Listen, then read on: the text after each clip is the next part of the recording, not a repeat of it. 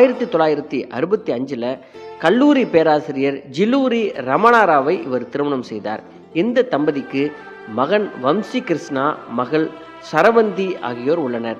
Milan Hindi படத்துக்காக இவர் Filmfare விருதையும், 1972 பிலிம்பேர் சிறப்பு விருதையும், 1999 ஜெயலலிதா அவர்களால் எம்ஜிஆர் விருது, 2008 என்டிஆர் தேசிய விருது, 2019 வாழ்நாள் சாதனையாளர் விருதையும் இவர் பெற்றார். தமிழில் 1983 கமலஹாசன் தாயாக இவர் நடித்த தூங்காதே தம்பி தூங்காதே என்ற படம் அவருக்கு கடைசி படமாக அமைந்தது. தமிழ், தெலுங்கு மட்டுமல்லாமல் கன்னடம், இந்தி ஆகிய திரைப்படங்களிலும் இவர் முன்னணி நடிகையாக இருந்திருக்கிறார்.